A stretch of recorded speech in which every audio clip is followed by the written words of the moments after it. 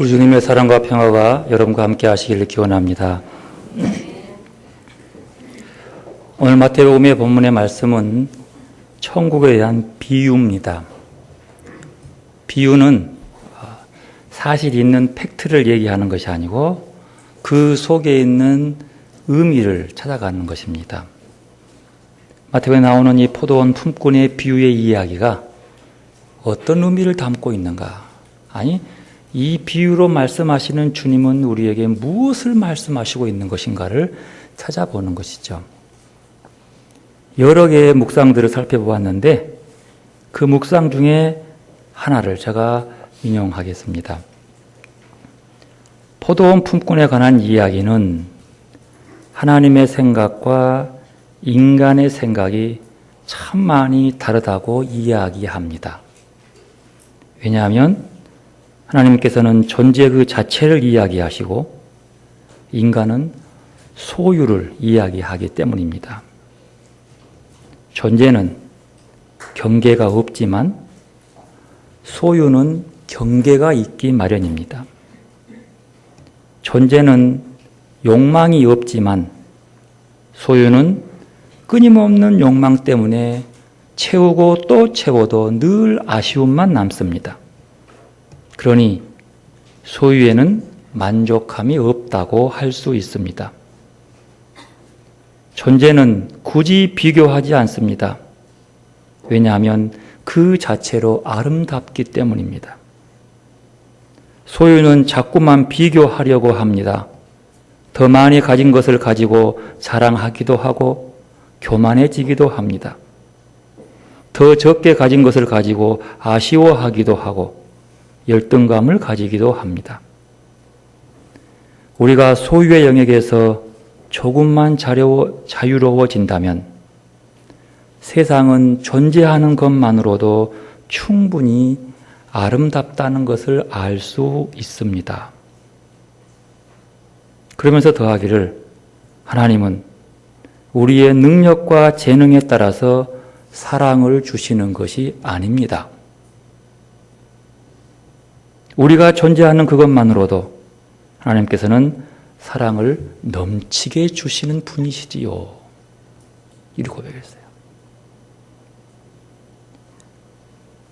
그렇기 때문에 초대교회는 자비하심이 드러나는 신앙생활을 하였고 모두가 자기 가진 것을 나누었고 그러면서 하나님 나라가 교회의 모습 속에서 드러나기 시작했다라고 봅니다. 깊이 묵상할 일입니다. 오늘 본문에서 오늘날 하나님의 나라의 형상을 지닌 교회의 모습이 무엇이어야 함을 드러내주고 있기 때문입니다. 오늘 마태복음 본문의 이야기는 날품을 파는 사람들이 시장에서 자기를 데려다 일을 시킬 사람들을 기다리고 있었습니다. 마침 그때가 포도원의 포도와 수확기가 되어가지고 일꾼들이 많이 필요했습니다. 어느 포도원 주인이 아침 일찍 나아가서 일꾼들을 한 무리를 데리고 왔습니다. 그리고 9시에 나가서 또 한 무리를 데려왔습니다. 조건은 하루의 품삯인 한 데나리온을 주기로 약속했습니다. 12시에 나가서 데려왔습니다. 일꾼이 부족했나 봅니다. 3시에 나가서 데려왔습니다. 그들의 모두에게 일을 시켜주었습니다. 일이 끝날 때쯤 오후 5시에 또다시 이 주인은 인력시장으로 나아갔습니다. 오후 5시면 일이 끝나기 때문에 누가 그 사람들을 데려다가 일을 시킨다고 하는 것은 굉장한 손해이기 때문에 타산이 맞지 않지요. 그런데 그 주인은 그들에게 나아가서 찾아와서 일을 시킵니다. 놀라운 일이지요. 이상한 일입니다. 왜 이런 이상한 이야기를 예수님은 할까요? 이것이 바로 예수님의 비유가 공통적으로 가지는 놀라움이 여기 있습니다.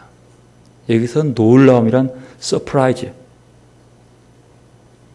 주인은 그때까지 일자리를 얻지 못한 자들에게 묻습니다. 너희가 어찌하여 종일토록 놀고 있느냐? 놀고 싶어 노는 게 아닙니다. 불러준 사람이 없어서 놀고 있는 거예요. 바꿔 말하면 그 사람들은 놀고 있는 것이 아니라 기다리고 있는 거예요. 누가 날 일시켜 줄 것인고. 그들은 이렇게 슬픈 일을 고백합니다. 우리를 품꾼으로 쓰는 이가 없음이니이다. 품꾼으로 쓰는 이가 없으니 일할 수가 없고 그냥 그 자리에 놀고 있어야지요. 그 자리를 떠나지 않고 일이 끝나는 시간이 다 되는 오후 5시까지 그 자리에 있다면 그들의 마음이 어땠는가 충분히 짐작할 수 있습니다. 여기서 한 번 더 우리가 물어볼 수 있죠. 왜 그들은 하루 해가 다 질 때까지 품꾼으로 부름받지 못했을까요? 여러 가지 답이 나올 수 있습니다. 왜 못했을까요? 여러분 아침 일찍 인력시장에 나아가서 일꾼을 데려올 때 누구를 데려옵니까? 그렇죠. 병든 사람은 안 데려오겠죠. 조금 지능이 떨어지고 부족한 사람은 그래도 비교해서 놔두고 오겠죠. 어쩌면 그들 중에는 건강의 문제라 할지 아니면 나이가 많아서 힘을 쓸 수 없는 어려운 사람이라 할지 뭔가 조금은 부족한 사람들이 그 중에 있다라고 볼 수 있습니다. 어쩌면 당연한 것이죠. 요즘 같으면 고등학교 졸업하면 충분히 그 일을 감당할 수 있는데 대학원 졸업한 사람이 그 일을 다 차지해 버린다면 이것도 참 비정상적인 거예요. 인력 낭비죠.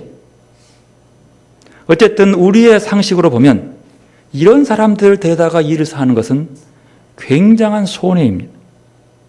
그런데 이 포도원 주인은 포도원에 들어가 일하라고 일꾼을 불러주었습니다.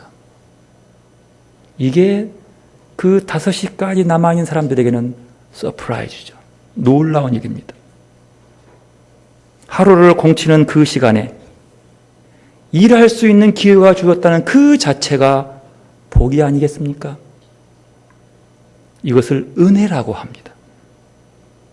내가 잘나서가 아니라 힘이 있어서가 아니라 나의 능력과 상관없이 그저 주인이 쓰시겠다고 하니 이 또한 얼마나 감사한 일이 아닙니까? 놀라운 주님의 은혜입니다. 포도원 주인은 하루 일이 끝났을 때 자기에서 일하는 청직에게 품삯을 지불하라고 하면서 이렇게 얘기합니다. 8절 말씀 함께 읽어볼까요? 저물매 포도원 주인이 청직에게 이르되 품꾼들을 불러 나중 온 자로부터 시작하여 먼저 온 자까지 삭스를 주라 하니. 참 신기한 얘기를 합니다. 품삯을 주어라 해놓고 그냥 왜 나중 온 자부터 주냐는 거예요. 먼저 온 자부터 줘서 빨리빨리 보내버리면 될 것을 굳이 나중 온 자로부터 주기 때문에 그 사람들의 마음에 뭐가 생길까요? 이게 기대감만 부풀어지는 거예요. 어쩌면 이것이 꼭 주인이 먼저 온 사람들에게 불평을 하라고 조건을 제시한 것처럼 보입니다. 청지기는 그렇게 맨 나중 온 사람부터 주인의 시킨 대로 품삯을 주기 시작했습니다. 그러나 문제가 생기고 맙니다. 품삯을 받는 먼저 온 사람들이 불평하기 시작합니다. 이럴 수 있냐고. 실은 이 이야기를 읽는 우리도 놀랍고 이해할 수 없는 부분이 이 부분입니다. 우리의 상식은 너무 불공평하지요. 의롭지 못하지요. 이 주인의 처사는 사회 정의와 공평성에 입각한 분배 정의를 아주 무시하는 처사입니다. 일을 많이 했으면 좀 더 받는 게 당연한 것 아니겠습니까? 이렇게 인간적인 사고방식을 가진 우리의 기준으로 민감한 사회적 양심의 혼란을 가져옵니다. 왜 이 말씀을 하시는 걸까? 그러나 주인은 정의의 문제에서 아무런 문제가 없습니다. 먼저 부름받는 일꾼들은 정한 대로 하루의 품삯 한 데나리온을 받았으므로 조금도 부당하게 대우받는 것이 아니었습니다. 자기들보다 늦게 온 사람들이 자기와 똑같은 품삯을 받는다고 해서 자기가 이 일을 많이 했다고 자기가 어떠한 손해도 본 적은 아무것도 없습니다. 왜요? 약속한 대로 한 데나리온 받았으니까 아무 문제가 없는 거예요.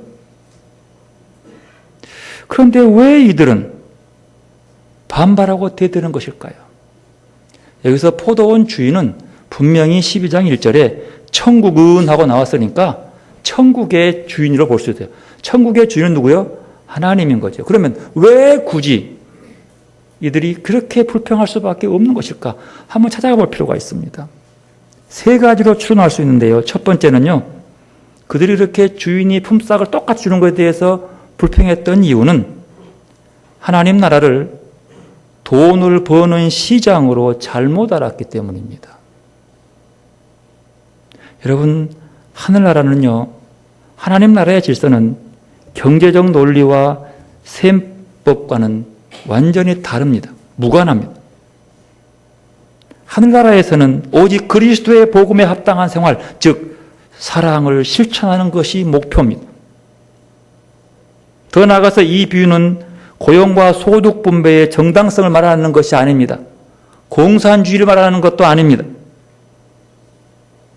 포도밭에 초대받아 일하는 것은 자신을 위한 마땅한 의무이지 그에 대해 대가를 요구할 권리가 생기는 것은 결코 아닙니다.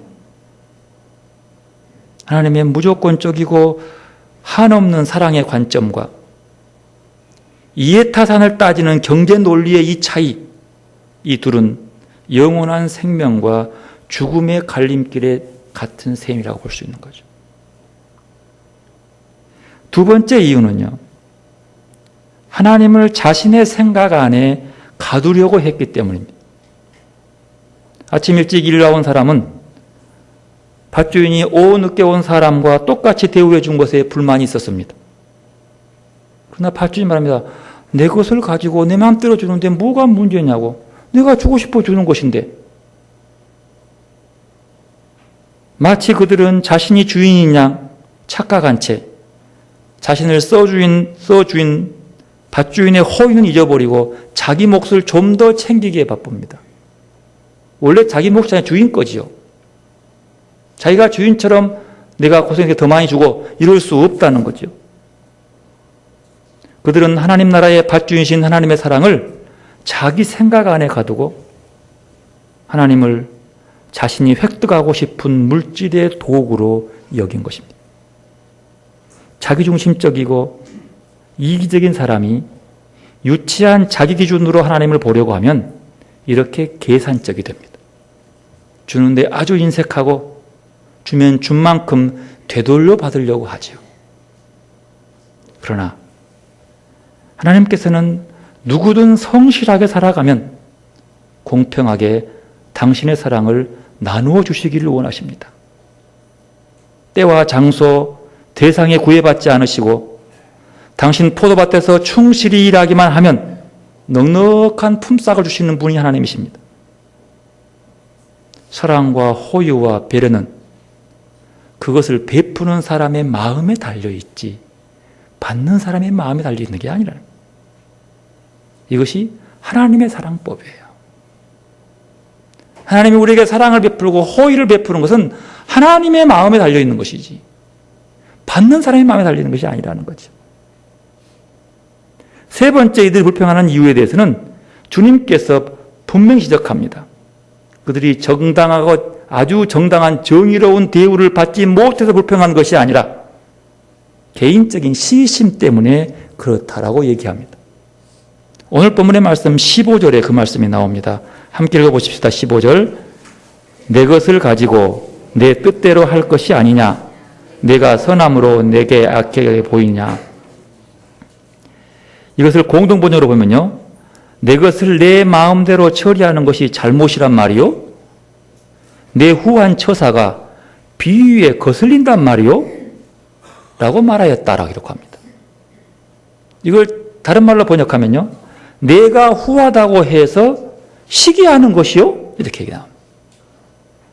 내가 후해 줘서 시기하는 것이요. 누구에게 시기하는 겁니까? 자기에게 많이 준 것은 시기 안 하죠.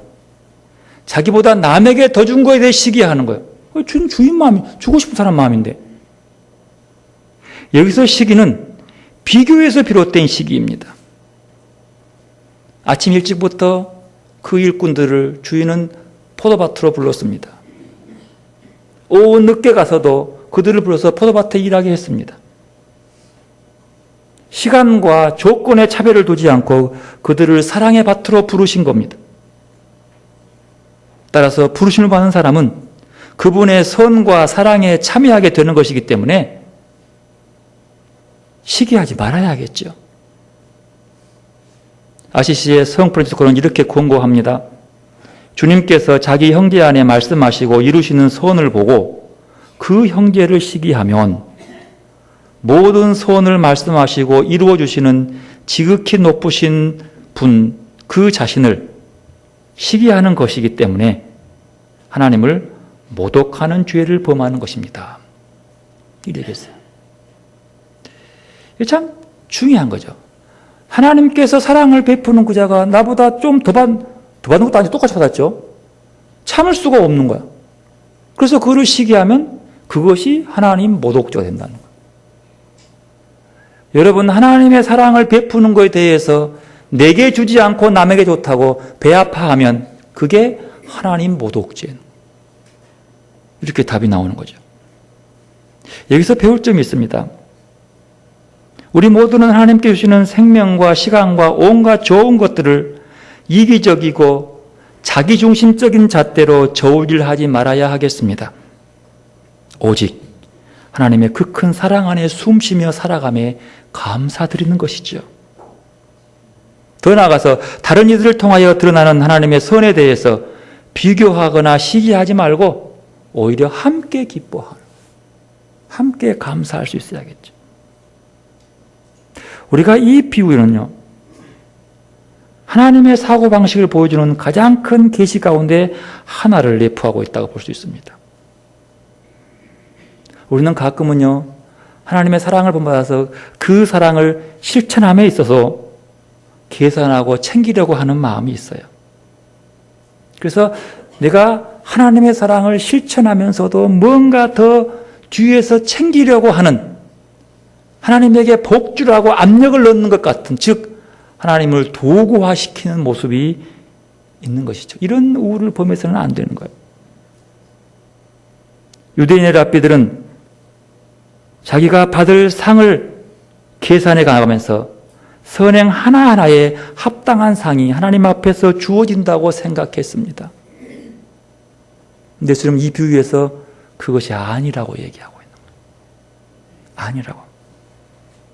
우리는 이 비유를 통해서 이런 사고방식을 깨트려야 합니다. 만일 우리의 업적에 따라서 보상이 결정된다면 우리의 희망은 어디 있겠어요?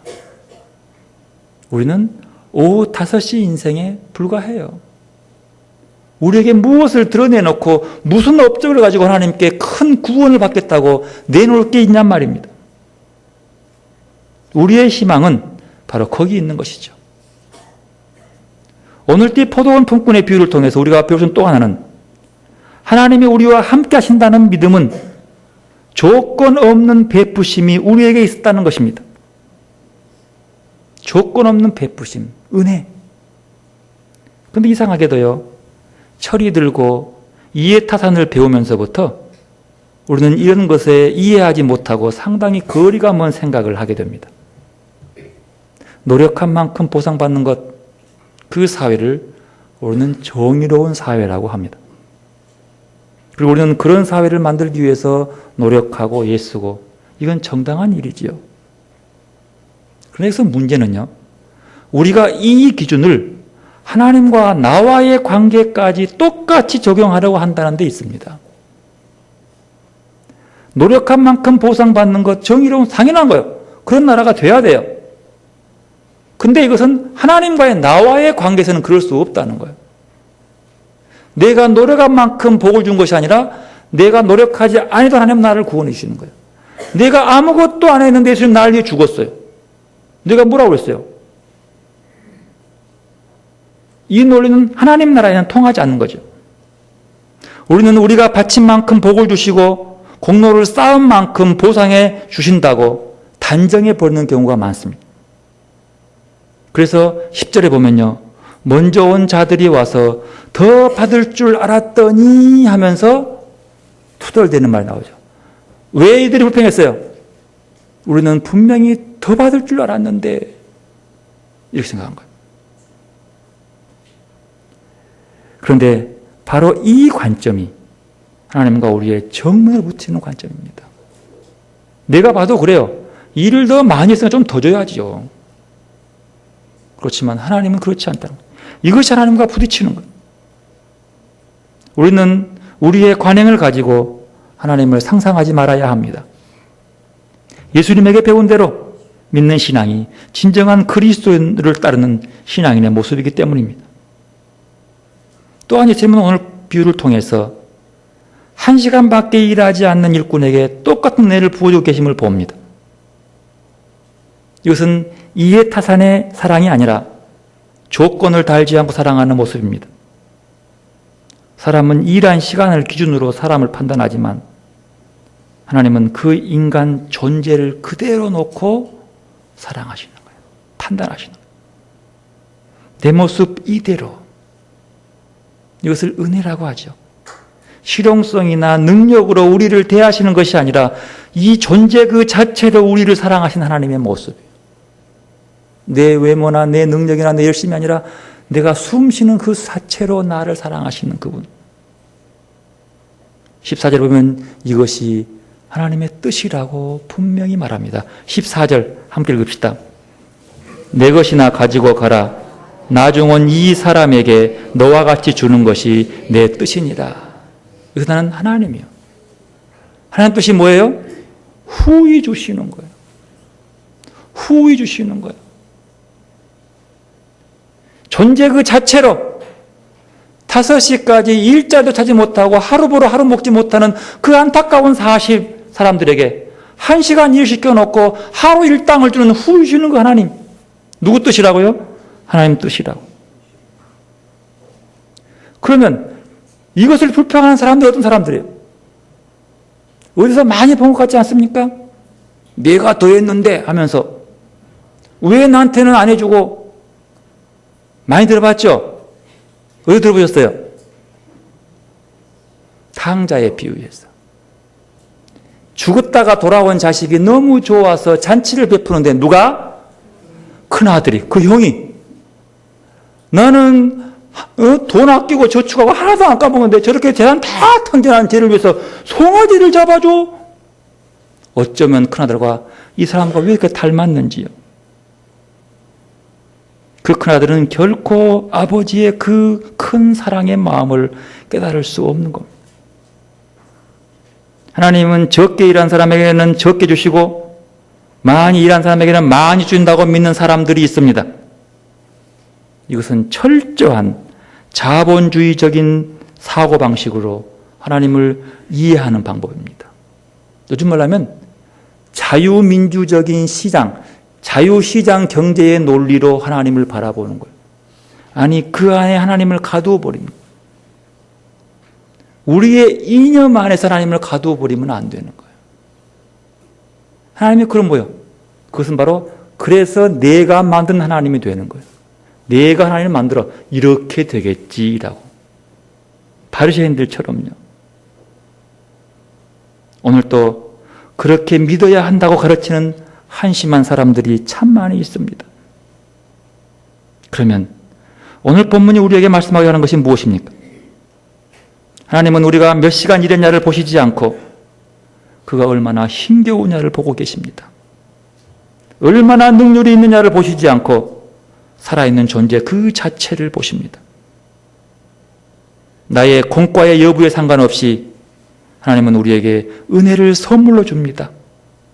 왜냐하면 하나님은 우리의 아버지시기 때문입니다. 출애굽기 16장을 보면은요, 이스라엘 백성들이 만나를 먹는 얘기가 나옵니다.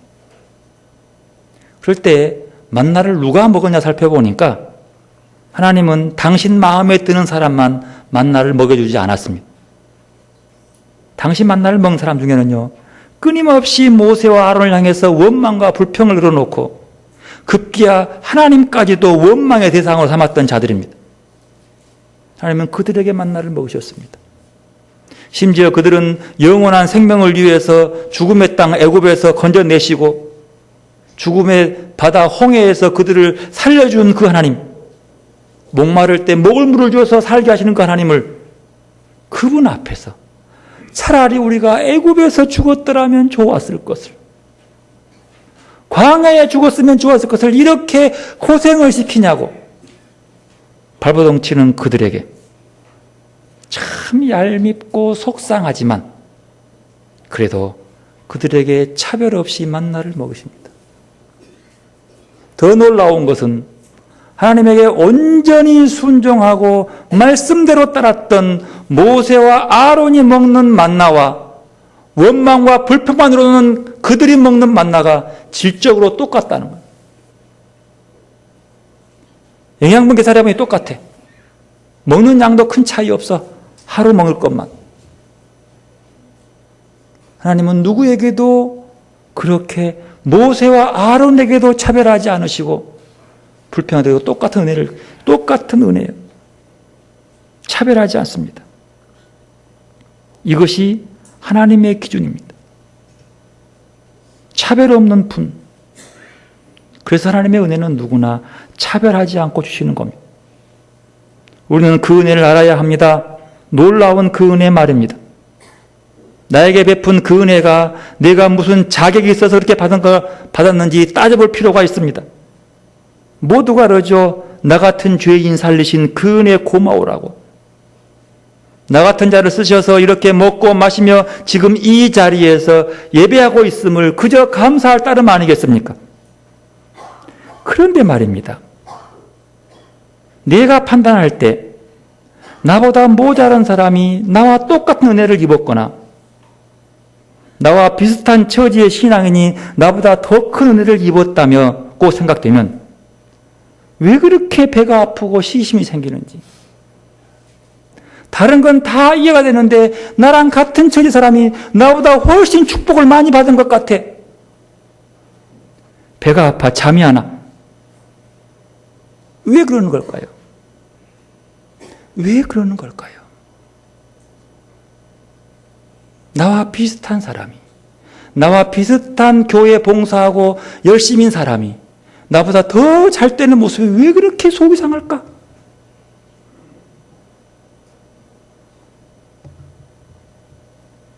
하나님의 그 큰 은혜와 사랑을 모르기 때문입니다. 그 은혜가 무엇인 줄 모르기 때문입니다. 마치 아침 일찍 일해서 똑같은 계약대로 주었음에도 불구하고 왜 똑같으냐고 평하는 그들과 큰 차이가 없지요. 죽었다가 돌아온 동생을 기뻐 맞이해주는 것을 보고 왜 나에겐 이보다 더 많이 안 주냐고 평하는 그 큰아들과 무슨 차이가 있겠습니까? 왜요? 은혜를 모르기 때문입니다. 아버지의 그 넓은 사랑을 모르기 때문입니다. 아니, 내가 더 받아야만이, 내가 더 받아야 한다는 자기 욕심 때문입니다. 오늘 본문 16절 이렇게 말씀합니다. 이와 같이 나중된 자로서 먼저 되고 먼저 된 자로서 나중되리라. 이렇게 말합니다. 여러분 묻습니다. 여러분은 나중된 사람입니까? 먼저 온 사람입니까? 아니, 나중된 자가 되기를 바라십니까? 먼저 온 자가 되기를 바라십니까? 뭐가 되고 싶으세요? 차별 없어요. 먼저 오든 늦게 오든 그저 부름 앞에서 충성하면 되는 거예요. 우리는 굳이 그걸 따져. 주님은 따지지 않습니다. 우리 모두 이 말씀 때문에 사는 거예요. 나중된 자가 먼저 된다. 우리는 나중되지 않습니다. 모두가 다. 주님이 부를 때에 오후 5시 인생이야. 다 끝나가는 마지막에 부르는 인생이야. 이 은혜가 아니면 우리가 그 은혜 안에 설 수 없는 거예요. 은혜 아니면 내가 어떻게 서 있는 거예요? 오늘 2장 1절에 말합니다. 천국은 마치 품꾼을 얻어 포도원에 들여보내려고 이른 아침에 나간 집주인과 같으니 천국 얘기입니다. 무슨 말입니까? 천국의 기준과 이 세상의 기준이 다르다고 하는 거예요. 천국에서 하나님은 우리를 능력으로 구분하지 않습니다. 우리는 비록 나중된 자요, 오후 5시 인생 사람의 기준으로 약점투성이지만 그리스도는 우리를 포도원으로 초청하시고 차별 없이 사랑하십니다. 말씀합니다. 네가 1시간을 일하든 9시간을 일하든 내 부름에 충성하면 되느니라. 하나님 나라는 누가 섬기는 것일까요? 그 은혜를 아는 자가 섬기는 겁니다. 누가 열심입니까? 그 은혜에 감격해서 하는 것들입니다. 예수님 당시에 당신이 희생이라는 일을 들어서 하늘을 우러러 감사했듯 우리 모두 섬김과 헌신은 하늘을 향해 들려진 감사해야 하겠습니다. 섬김이 예배처럼 섬김이 예배가 되고 천국 시민의 복된 존재 양식인 것처럼 살아가는. 그의 빌립보서 본문은 이렇게 말합니다. 나의 간절한 기대와 소망을 따라 아무 일에든지 부끄러워하지 아니하고 지금도 전과 같이 온전히 담대하여 살든지 죽든지 내 몸에서 그리스도가 존귀하게 되게 하려 하나니 이는 내게 사는 것이 그리스도니 죽는 것도 유익함이라. 그리스도 안에 있는 은혜에 감격해서 어찌할 바를 모르는 사도 바울의 고백입니다. 어찌할 바를, 죽음은 순교예요. 순교했든 살아있든 그저 내 몸에서 그리스도만 존귀하면 되지. 왜냐하면 그는 그 십자가의 은혜를 알았기 때문이에요. 공동문이 이렇게 번역합니다. 나에게는 그리스도가 생의 전부입니다. 그리고 죽는 것도 나에게는 이득이 됩니다. 바울이 절감한 주님의 은혜는 그로 하여금 죽음조차도 감사하게 만들었습니다. 그러면 오늘 우리의 감사는 무엇이어야 하겠습니까? 주님을 향한 여러분의 감사는 무엇입니까? 우리를 향한 주님의 마음이어야 하겠습니다. 우리를 향한 주님의 마음은 사랑입니다. 우리를 향한 주님의 마음은 은혜예요. 그것을 감사할 수 있어야 하겠습니다. 나중은 이 사람에게 너와 같이 주는 것이 내 뜻이니라. 그 뜻. 주님은 내 손에 들려진 초라한 삶의 성과물을 보지 않으시고 내가 회심한 때 늦은 시간도 보지 않으시고 오로지 당신의 부르심에 순종해서 포도원에 들어갔다는 그 한 가지 이유만으로 제자 삼으시고 사도들이 받았던 그 은총을 똑같이 베푸시는 거예요. 9시에 부름받든 오후 5시에 부름받든 그저 포도원에 순종하는 사람에게는 하나님은 동일한 은혜를 베푸십니다. 그러므로 우리도 이런 주님의 은혜에 깊이 감사하는 성도로서 그 감사에 걸맞는 삶을 살아가기를 주님은 지금 우리에게 원하고 계십니다. 우리는 지금 물질적이고 세속적인 것들이 가장 중요하다고 생각하는 사회의 압박을 받고 살아가고 있습니다. 이러한 세상 기준을 따르지 못하면 큰 잘못이 있는 것처럼 판단하고 있지요. 그러나 주님께서는 이런 기준을 따르는 것이 아니라 하늘나라의 기준을 따라야 한다고 말씀하고 있습니다. 그 하늘나라의 기준이 무엇입니까? 사랑입니다. 주님께서는 그렇게 이 사랑의 기초로 생각하시고 행동하십니다. 우리 역시 이 주님의 뜻을 따라야 하는 것입니다. 물론 세상 사람들이 동조하지 않을 수도 있습니다. 그러나 그 사랑을 실천하는 두세 사람, 소수의 집단이라도 형성되어진다면 세상은 점점 바뀌고 세상 전체가 바뀔 수 있다는 믿음이 우리에게 있어야 합니다. 바로 하나님의 나라가 완성되어 가는 것이죠. 이 시간 우리 겸손하게 그 주님의 은혜를 생각하며 그 놀라운 사랑을 기억하는 시간으로 나아가도록 하겠습니다. 기도로 나가십시다. 하나님을 바라보십시오. 사랑의 하나님 말입니다. 그리고 거기에 나를 돌아보시고 그 놀라운 은혜 앞에 나를 세워서 주를 바라보는 시간 날 되시기 바랍니다. 기도로 나가십시다.